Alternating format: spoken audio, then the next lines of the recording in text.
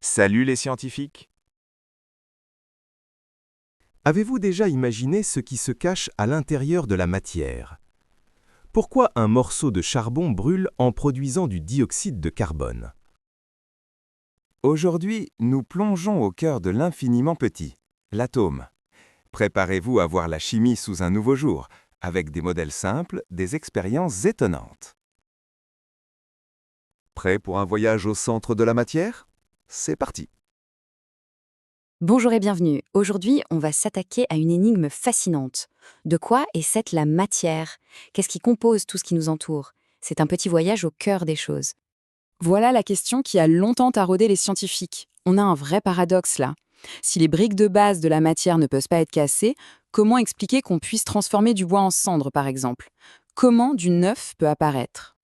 Allez, on se lance.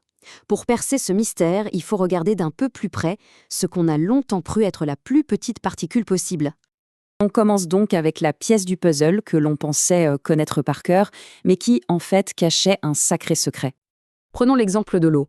Si on prend de l'eau et qu'on la divise encore et encore, à la toute fin, on obtient une molécule d'eau. C'est la plus petite unité qui est, encore de l'eau. Ça, c'est la définition de base d'une molécule. C'était vraiment ça, l'idée de l'époque. La molécule, c'était le terminus, le grain de matière ultime, indivisible. Le problème, c'est que cette idée ne permettait pas du tout d'expliquer comment les choses pouvaient se transformer chimiquement. Et c'est là que tout bascule. Il a bien fallu admettre qu'il existait quelque chose d'encore plus petit, d'encore plus fondamental. Accepter cette idée, c'était une vraie révolution. Ça pouvait paraître contre-intuitif, c'est vrai, mais c'est la clé qui a permis de tout comprendre. Non, la molécule n'est pas la fin de l'histoire. Et on arrive enfin au vrai héros de notre histoire, l'atome. En fait, les molécules, ce ne sont que des assemblages, des constructions faites à partir de briques encore plus petites, les fameux atomes. D'accord, mais comment on se représente ces particules qui sont totalement invisibles? Eh bien, les scientifiques ont trouvé un système plutôt malin. Puisqu'on ne peut pas les observer directement, même avec les microscopes les plus puissants, on utilise des modèles. C'est simplement une façon de se représenter la structure de la matière, une sorte de langage visuel pour la chimie. Et voici la clé de ce langage visuel. C'est une convention.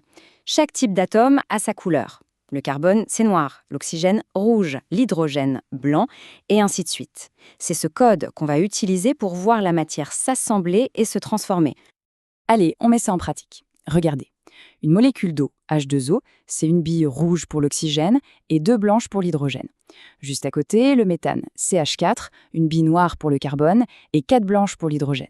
On voit tout de suite comment les mêmes briques de base, en s'arrangeant différemment, créent des substances qui n'ont rien à voir. Maintenant qu'on a les bases, on va voir comment tout ça s'anime et s'articule pendant une véritable réaction chimique. Prenons un exemple que tout le monde connaît, au moins de vue, la combustion du carbone. C'est tout simplement ce qui se passe quand un morceau de charbon brûle dans l'air. Alors au départ, on a nos ingrédients, ce qu'on appelle les réactifs. D'un côté, un atome de carbone, notre bille noire. De l'autre, une molécule de dioxygène, donc deux atomes d'oxygène, nos deux billes rouges qui sont collées ensemble.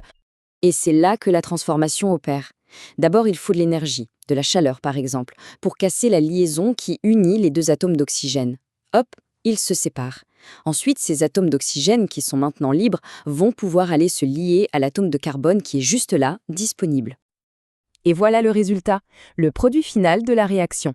L'atome de carbone est maintenant pris en sandwich entre les deux atomes d'oxygène. On a créé une toute nouvelle molécule, le dioxyde de carbone, qui a des propriétés complètement différentes de ce qu'on avait au début. Alors, qu'est-ce qu'il faut retenir de tout ça? La conclusion, en fait, elle est toute simple, mais en même temps, elle est incroyablement profonde.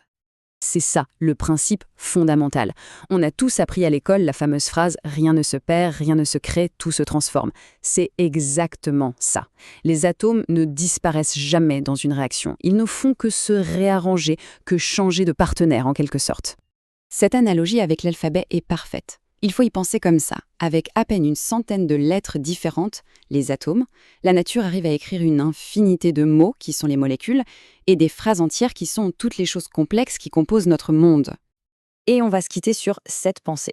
Si ces quelques briques élémentaires suffisent à construire tout ce qu'on voit autour de nous, qu'est-ce qu'elles peuvent bien construire d'autre dans le reste de l'univers? Après tout, les mêmes atomes qui nous composent forment aussi les étoiles lointaines et les planètes inconnues. Ça laisse rêveur sur notre place dans ce grand jeu de construction cosmique. شكراً على المشاهدة. إذا عجبك الفيديو لا تنسى الاشتراك في القناة، قناة بروفي التعليمية.